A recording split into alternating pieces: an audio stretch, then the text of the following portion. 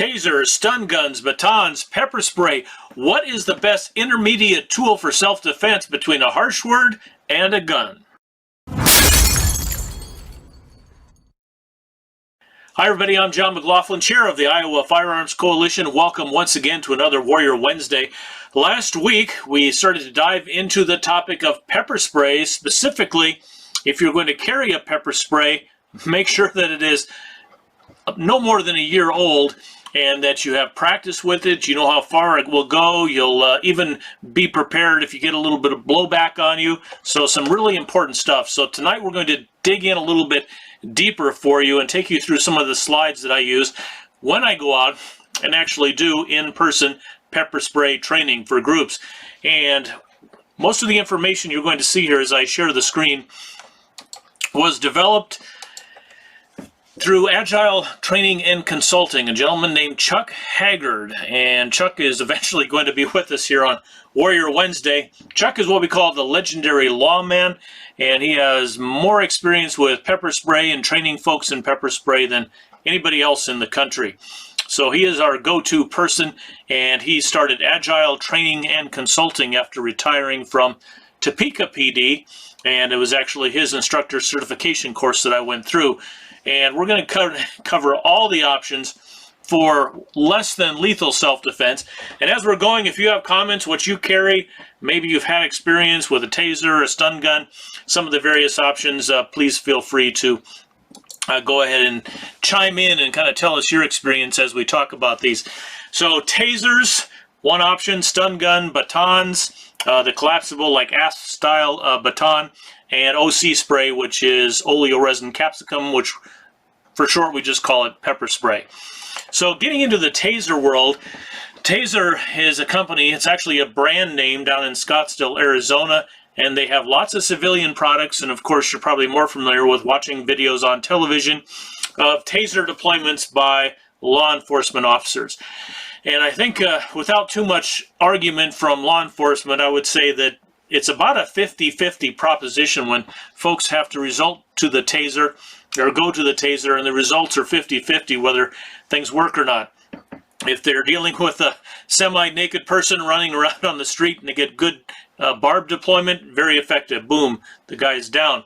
But if you're dealing with baggy clothes, running, not getting good angles, too close, too far, then the effectiveness goes way down and it can actually be detrimental. So something to think about.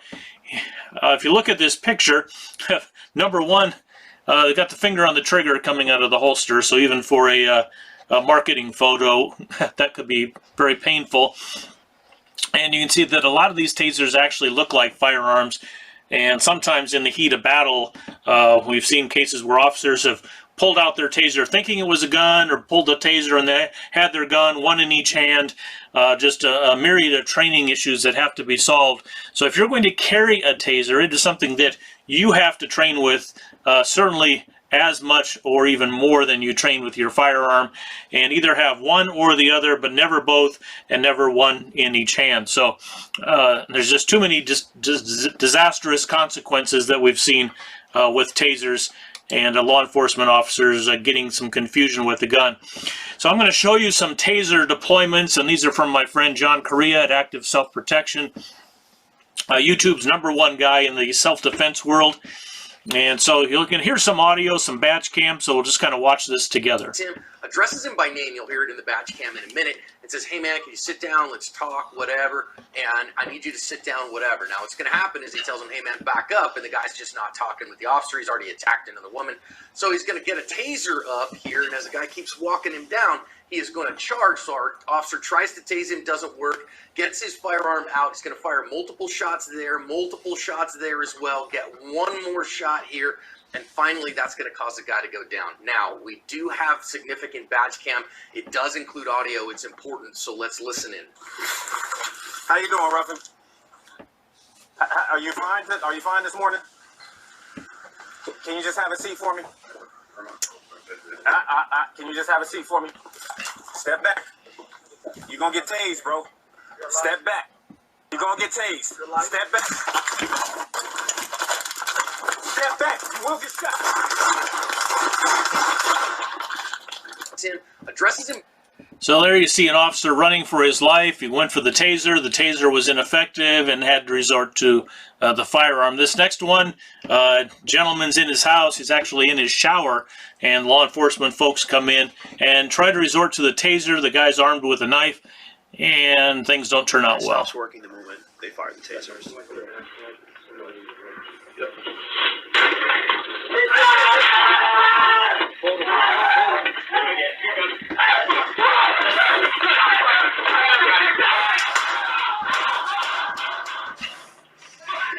So again, good deployment there, close enough range. Maybe they didn't get enough barb spread, or maybe the guy was just so hopped up on a substance or something that he kept fighting, had the knife, came at the officers, and they had to resort to a lethal force. So the short story is, for civilians, I just don't think there's much application for tasers, and there's even less application for what's on your screen now. That is stun guns. Folks ask about this all the time, but I have this stun gun. Well, the problem with a stun gun is it's a contact weapon, and you actually get right up on somebody, and you need some exposed skin, like in the neck or something like that. What we're trying to teach you with pepper spray is it's an intermediate distance tool. We don't want to be up close and personal, and even if we are, I'd rather resort to the pepper spray at a close range and spray them in the eyes with pepper spray than battery-powered stun gun, which, just let's say, they're highly ineffective unless you get really good contact in a kind of a vital area that's exposed. And they're not going to work through clothes, they're not going to work through pants. So unless you want to get up close and personal, the neck, the face, things like that, just not a good option. And even though there's a bunch of them, some have flashlights, even some have taser or stun guns and pepper spray together, just not a good option. So how about batons? So batons potentially could be a lethal tool.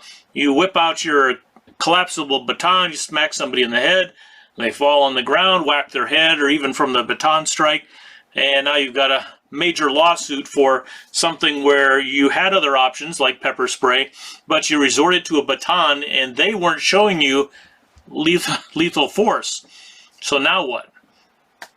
Now you're probably going to go to prison. You're certainly going to get sued. So again, for civilian use, just don't think there's a whole lot of good use for these batons.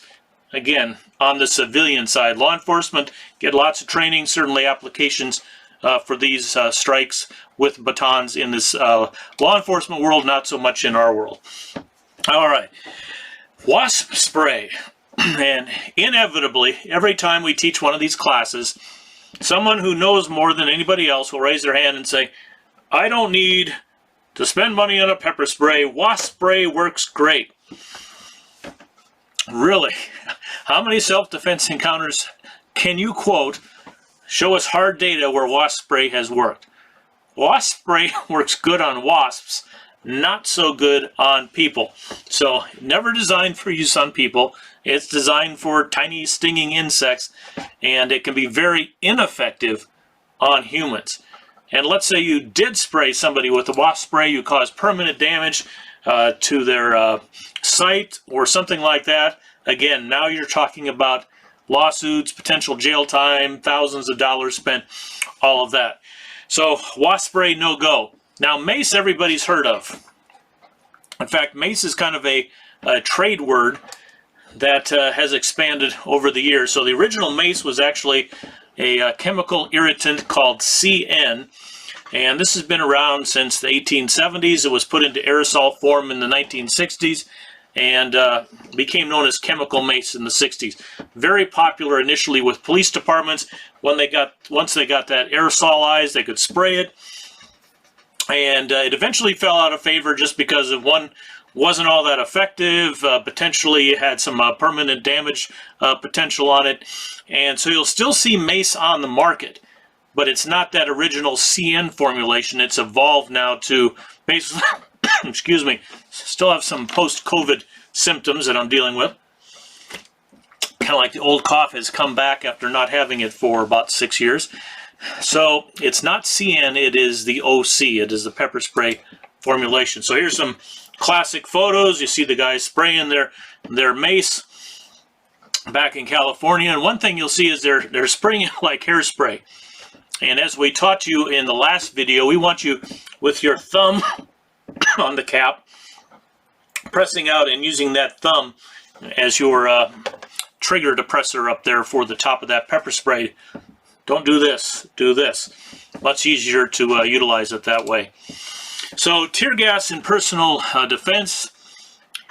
We kind of went from the MACE, CN, and then in the 70s and 80s for a while, started getting what was called tear gas, CS, or the chlorobenzylmalonitrile, and that was put into a little canister about the size of today's modern pepper sprays. That was called Chemical Shield, and those were put in little leather and vinyl holsters, and hundreds of thousands of them were sold across the country. Tear gas, of course, if you're in the military, you're familiar with it, you've been exposed to it, been used for more than 100 years now, still used for riot control. As a civilian defender, we don't really want you relying on tear gas because of the potential for eye damage, lung irritation, and in large doses, it could cause some medical issues and even possible fatalities. So now, here we go. Why pepper spray? So pepper spray is an inflammatory.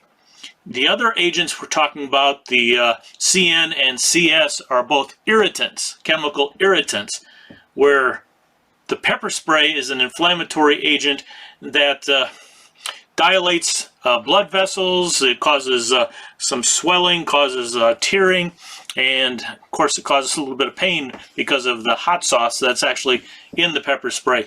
So it's a natural compound. It's been around forever, more than 2,000 years. And through the data we have so far, no known lethal outcomes with the use of pepper spray. And certainly not from inhaling it. There was some rumors going around, well, if you had asthma, it would cause trouble, and it's actually kind of just the opposite. It causes dilation rather than constriction. So it is most effective. Getting it in the eyes, bless them with the hot sauce, back and forth across the eyes, up and down, mouth and nose, give them a little cross across the face, and very highly effective when it's used in that way. So a little bit of history here. OC was first used commercially as what was called HALT, and this was developed by an entrepreneur and sold to the Postal Service as a dog spray. And if you look over here, the active ingredients were only 0.35 of capsaicin. So that's the hot in your spray. And that is a very low amount. And you could probably put that on a taco and eat it and not be too severely impacted by it. So definitely what we would call weak sauce. That's not something you want to trust your life to. So this stuff is still sold, but the formulation's changed a little bit. So people ask all the time, can I use my pepper spray on dogs? And the answer is it works very well on dogs. Again, mainly you got to hit them in the eyes, nose, and mouth. And especially in the eyes. If it just gets on the fur around the face or whatever, not going to react instantly like you need it. And you want that higher concentration that we use for humans of 1.3 to 1.4 on up to the bear spray quality 2.0 of those major capsaicinoids. So yes, it works. Great for jogging, taking it with. Again, this stuff is so small that you can clip it on a pants pocket inside your sweatpants, jogging shorts, whatever. And it's there when you need it. And so dog, coyote, mountain lion, whatever, potential good use there. So a little bit about the history of pepper spray here. It started to become more into the civilian world with what a product called Capstun. This was very popular, started in Florida, and started to get into law enforcement in the 80s. And talking to Chuck, this is a product that he definitely used on the police force early on, and it actually kind of replaced all the handheld CS and MACE from back in the day. Notice here, picture of the can, severe irritant, flammable, contents under pressure. So do you want to be spraying something that says flammable in somebody's eyes or in a riot situation? So there were limitations, but again, this is going back into the 90s. And I get a question, again, there's always someone that knows more than the instructor in these classes, and in some cases they do, and in some cases they don't. They say, I don't use pepper spray because if I spray it and someone is smoking or there's a fire nearby, it's going to combust and there's going to be this horrible, horrible scene. The modern pepper sprays use a non-flammable propellant. So, and don't have to worry about that. The Saber brands, the POM, no worry of catching somebody on fire if you spray them with pepper spray. So important to know, that's still kind of an old wives' tale from back in the 80s and the early 90s. Now, let's talk about hotness of pepper spray. Entrepreneurs being what they are, everybody was battling who has the hottest pepper spray when they wanted to start selling this to the public. So, those of you that are into the hot sauce barbecue world, Scoville heat units. So SHU, that was the first attempt. Everybody's got the hottest peppers. You got your Scoville heat units over here between 0.5 and 2 million SHU, actually developed by a scientist, pharmacist, Wilbur Scoville, back in the 1860s to 1940s. So the early pepper sprays were rated on Scoville units. But what we found is you could have just a few drops of something really hot, but in such a low concentration that it really wasn't all that effective. So we've replaced that now with actual real science, major capsaicinoid concentration, or MCC. So that is the key factor to look for in how much of the hot stuff is actually in your pepper spray.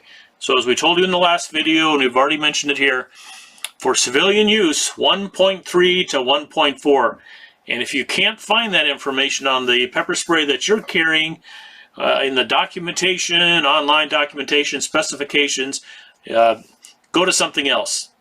And again, Saber, POM, 1.3 to 1.4. POM, I like it the best because of the form factor, very small, the clip, easy to carry, and 1.4. So it's definitely the spiciest, and they continue to make that formulation even a little bit hotter.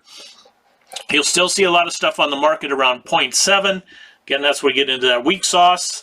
And then bear spray is 2.0, so that's the hottest.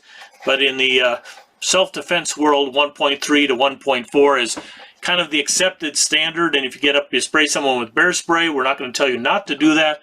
But again, when you're using a higher concentration than what is kind of the norm, potential problems there, but we'll see. All right, so POM 1.4, Saber Red 1.33, and avoid sprays that are only using a nomenclature like the Scoville heat units, or don't say anything about the major capsaicinoid content in their product. So what does it do? Certainly pain, physical discomfort, redness of the skin. You get that instant flushing of the skin, you turn red. That's due to the vasodilation, all your blood vessels opening up. And you get some swelling around the eyes, the lips, into the nose. But again, no permanent damage. So that's the key factor. If we have to be in that intermediate range between verbal argument and stopping it before it gets to a physical altercation, we don't want to cause any permanent damage. So again, how about asthma patients? Could I get in trouble by spraying someone who has asthma, chronic lung issues, things like that? And so far, the medical science is telling us it's not an issue. Study, National Institute of Justice study looking at all kinds of exposures, basically found no effect on pulmonary function.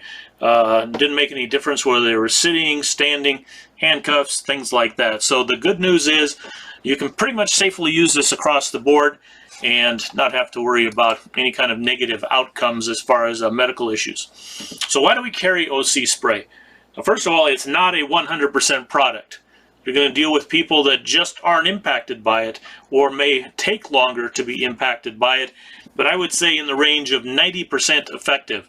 So if I have to dose someone with pepper spray, it's not effective, they're coming at me, then I'll have to go to other levels of force, but it's a good first option to stop the threat, to calm the person down, to send them away running, or at least give you the option to get out of the danger zone. So it reduces the need for higher levels of force, reduces our personal liability by hurting someone permanently, and therefore also the risk of injury to the suspect, reduces the risk to us by getting that person kind of cooled off a little bit when they can't see any longer and their mouth and lips and nose are on fire. They're not quite so willing to fight. And it is a intermediate distance tool. We can get out there to that 10 to 12 foot range and stop the problem before it actually comes in on top of us. So John and the crew at Active Self-Protection asked for volunteers, and they got some. So let's just look at an actual spray in the eyes without using glasses or anything. So we just simply have people shut their eyes, spray them, they open their eyes, and it's pretty instantaneous. So we'll watch some of these, and you can see how quickly it works and kind of what the impact is. I don't talk to him about it. I just go to the left, to the right, to the up, to the down, and I leave it alone. Okay? Get away from me. Can you see? Open your eyes. I guess you grab. Come on, open your eyes. See me. Trying. Hold your head up straight. Look toward us. Okay. Ah. Can you see? Anthony, pick your face up. Open your eyes and see. You guys gonna be trapped. Can you open them? Sweet baby Jesus, this sucks. So I think we can say it's at least reasonably effective. Let's go ahead and get him hooked up and get him to the bathroom. Come on. So we get people decontaminated pretty quick. We get running water on them, encourage them not to touch their face to make it worse. And it takes about 45 minutes to get folks calmed down, flush that off their skin before they're kind of back to normal. So here's another a willing participant taking a YouTube test exposure. And this is POM.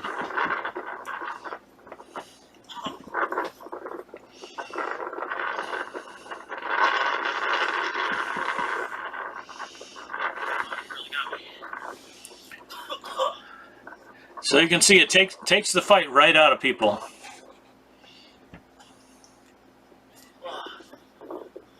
Eyes are closed. Straight in the face with turpentine. Oh. This thing's really bad too. And now here's a case of a mother whose son was giving her a pepper spray, and she actually wanted him to spray him so she would have confidence that the pepper spray was actually effective if she needed to use it. So this is a little hilarious.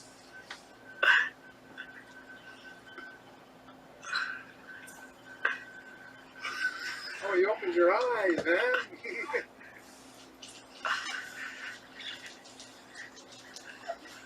Nothing worse you can do than start rubbing your face once you've been sprayed. Oh my gosh. Would you say you're debilitated right now? Yes. Debilitated. Shut up! No more spraying. We're Oh. talking about water. With the hose? I don't know where I am. So you hear that, he doesn't even know where he's at. So highly effective, good on him for giving his mom a pepper spray and letting her actually give him a taste of the spicy stuff. A couple things we've noticed during our last class, we actually had folks wear glasses and the masks that have been so popular over the last couple of years to see how that would impact somebody that was sprayed with pepper spray. And what we found is that it is a significant issue. If they're wearing sunglasses, you can kind of hit them around the forehead and below, and it will splatter up into their eyes and be effective. But if it's the full goggles, like you see some of the folks in this still image here, that's an issue. And with the masks, it literally took about 45 seconds before enough pepper spray could be inhaled through the mask that it started to be effective. They started coughing and choking and spitting a little bit. But just imagine somebody comes at you, they're wearing the goggles, they're in one of these fringe groups, they got goggles, they got the mask, you hose them down, and literally no effect, and they're coming at you and causing trouble. So something to think about here, that the bad guys are getting a little bit smarter and starting to equip themselves, especially at these riots where the police are often deploying tear gas or pepper spray, and they're coming up with ways to defend around it. So important that you know that, so that if you see someone with a full mask, if there's a cutout for the eyes, good for you, spray them in the eyes. But if they got good eye protection, you may not get the effect of the pepper spray that you're hoping to get. So another question we get is there's all kinds of stream, gel, foam, fog, numerous options, and we have tested them all. Number one, the stream is the most accurate. As it sprays out, you can dial it in, move it. It holds together pretty good in the wind. The fog, the cone and fog, it sprays out so wide that it's great if like you're trying to clear everybody out of a room because it's going everywhere, including on you. So I tested a fog unit that a neighbor had the other day, and it was a very light wind, and we actually sprayed it downwind. But there was enough swirling around that fog actually got back on us pretty quick. So do not recommend the fog for your personal one. These small palms and the sabers, most of those are the stream. We're going to talk about some other options. The gel and the foam. So I see a lot of church security teams carrying the gel, and also in hospitals. And the reason for that is it doesn't aerosolize as much into the surrounding air mass, and so it basically just globs on the skin and stays there. So we did some tests last year at our pepper spray instructor certification course, and what happened was the gel sat on the skin. It didn't immediately run down into the eyes, didn't run into the mouth, and until it did, again, it was in the neighborhood of 45 seconds to a minute before they started to be incapacitated by it. So again, someone's bothering you, they're coming up, maybe they're getting really aggressive, you hose them down with some gel, it splatters in their hair but doesn't get directly in their eyes. Now what? You don't have time to sit there on your watch and count, oh, it's going to take 45 seconds to a minute for this to become effective. So don't recommend the gel or the foam unless you're in a situation where you just can't risk, like going through the ventilation in the entire hospital. Okay, that's the place for it, not so much out in the street, out jogging, hiking, hunting, things like that, where you want the regular pepper spray with you with the stream. So something to consider when you're looking at various options for this. Get the stream unless you're totally in an indoor environment. Then you're just going to have to put up with the possibilities of the fog and the cone, the gel and the foam, and the time delay that sometimes takes. So here's just kind of an example pattern. So this over here is pretty much exactly what we tried the other day, and you can see it's just like hairspray going everywhere, including back on you, instead of that pinpoint accurate stream that we can dial in right across the eyes and the nose and the mouth, getting into the mucous membranes. So something to keep considered there. All right, expiration is a little hard to see on here, but on the bottom of the POM cans, this one says October of 2024. Most of these name brand units will have an expiration, and even if it's 2 or 3 years or 4 years, we see degradation after about 24 months. Some of the nozzles start to go bad. The propellant has come out because of freezing, extreme conditions, heat down in the desert up in Iowa. You got very cold, so lots of contraction, expansion. Once a year, just replace it, like we said, about the same time you would replace your defensive ammo if you're a concealed carrier. And I like the flip top. It's much more intuitive. Again, putting your thumb in there, punching out and spraying rather than the little rotation. And we have seen a lot of cases where folks have had these kind of sprays where you have to rotate and then press. Those have actually popped open and sprayed in a purse or an automobile, and the outcome is not so positive. So I like the flip top cap. It's got the little safety mechanism there, and so we can just put our finger in there and index with our thumb, and off to the races we go with the hot sauce. Stay away from gimmicks. Again, in classes we see folks coming up, they're showing us all these different options. Just say no. Flashlight along with pepper spray. Just get a good flashlight and get a good pepper spray, but don't put them into one. Pens, things that look like some kind of mascara thing. Just in your time of need, you want to instantly clip that off your belt, put it into action, not digging through your purse. Oh, where's this purple mascara or eyeliner thing that also has some pepper spray in it? So again, stay away from the gimmicks. And this is an interesting one here, the pepper ball guns. A lot of these on the market now, and we tried one out, and the number one thing, the pepper balls hurt. So we actually shot them at a tree, and it debarked the tree. That's how much force there was. So potentially, if you hit somebody in the eye with one of these, I can almost certainly say there would be some serious eye damage. So again, when we're talking about this intermediate tool, we're not wanting to inflict any kind of permanent damage on somebody. So keep that in mind. There's certainly a place for this, especially in law enforcement, not so much in the civilian world. And we don't want to put a tool into play that looks like a firearm if we don't actually intend to use a firearm. So imagine you use this and somebody says, oh, they have a gun, they have a gun.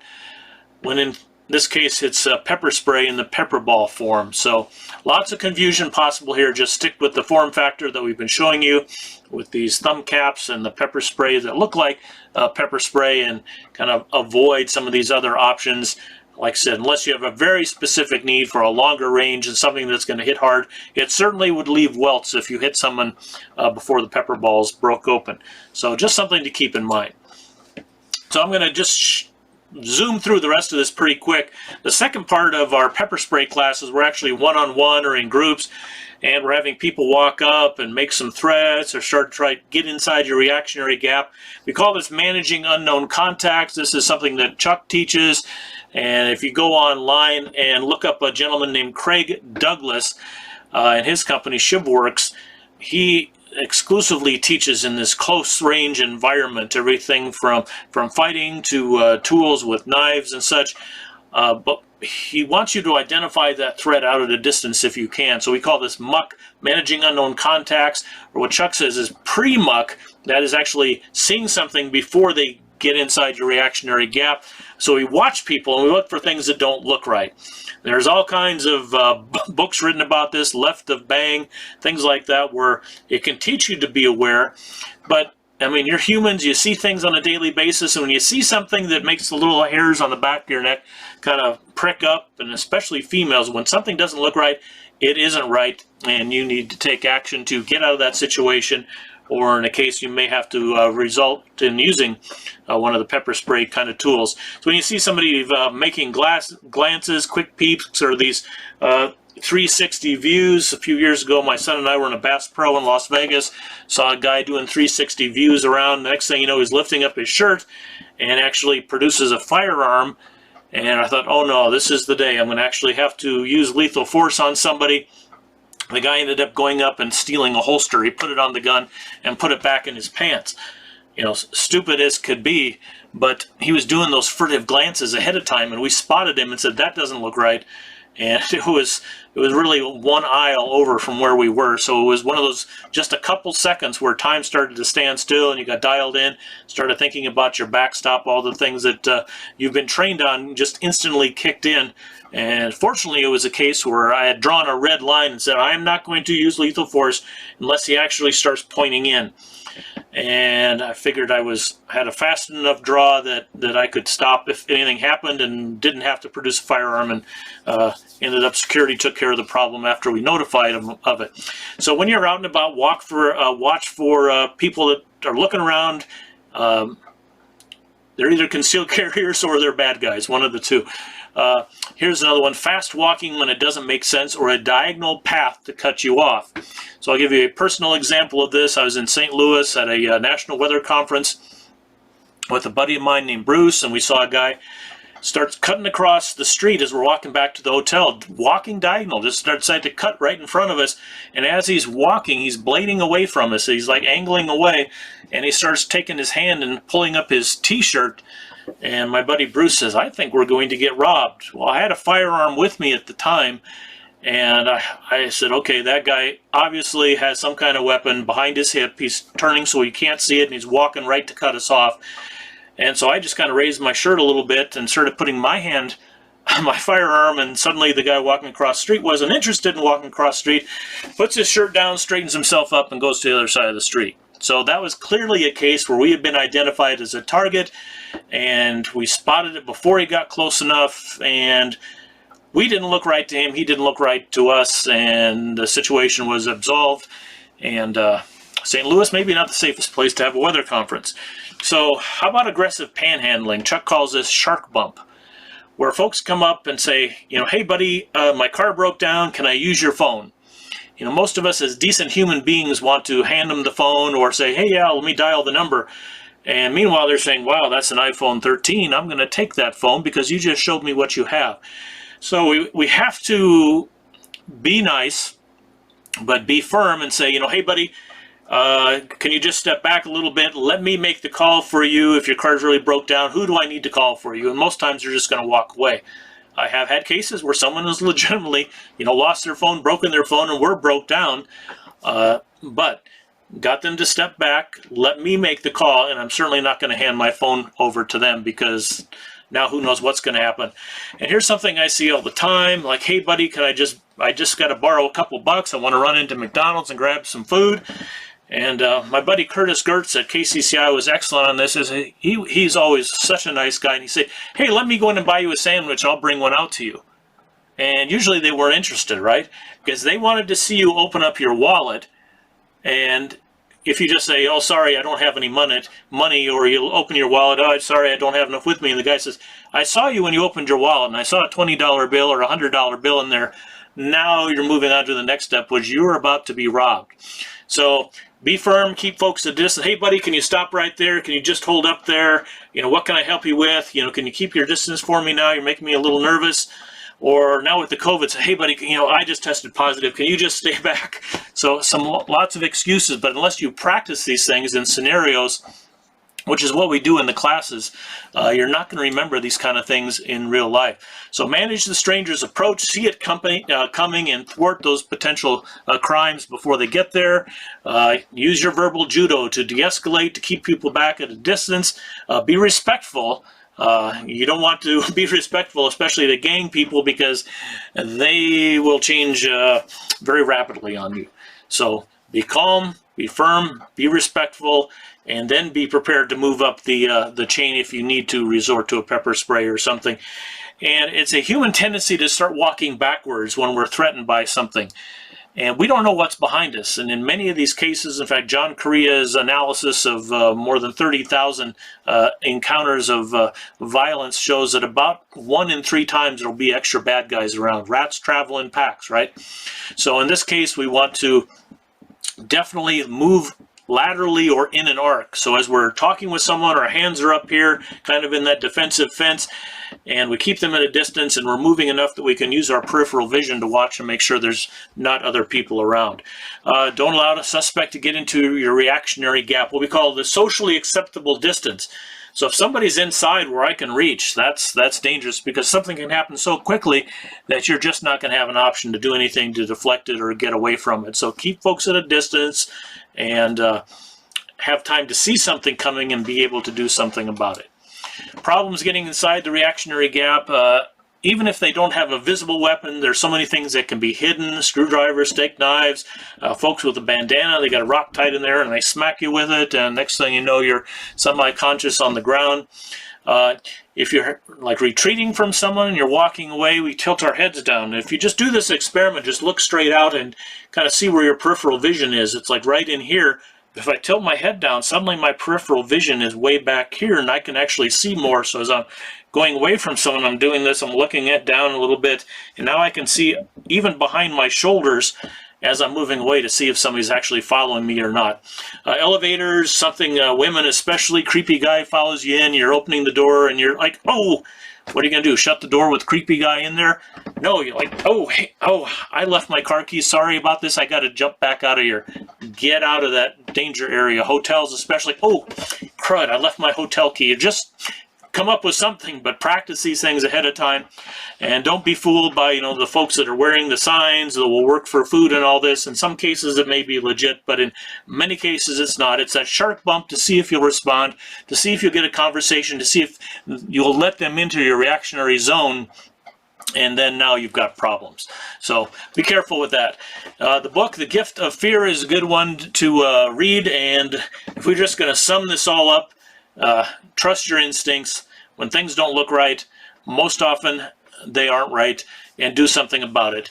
Our normalcy bias wants to tell us, oh, I'm sure he's a nice guy, he's just down on his luck, I'm going to bring him in, I'm going to talk to him. That can get you hurt or killed, all right? So trust those instincts. Gavin DeBecker, The Gift of Fear. I do these on Audible while I'm driving, so if you have time, you're a salesperson, you're over-the-road trucker, something like that, that's a good book to download and to learn from. So a lot of information. We basically just took a 2-hour class and condensed it down into a few minutes here on the Iowa Firearms Coalition Facebook page and also on YouTube. Jay McLaughlin at iowafc.org if you want to get a hold of me, want more information on training, on pepper spray, things like that. And encourage you, if you do not currently like any of our social media platforms like Facebook, YouTube. We're on Instagram. Our buddy Dylan, our communications director, keeps that up to date for us. Please like and share these things because we are working toward a big goal in the fall of 2022, our Freedom Amendment, getting constitutional protection for the Second Amendment included in the Iowa Constitution. So that vote is November 2022, and we certainly could use more volunteers, your help. So as you watch our social media pages, like, share, comment, and help us win the fight. Be the digital warrior to help freedom stay on the offensive in Iowa. I'm John McLaughlin. We'll see you next week on Warrior Wednesday.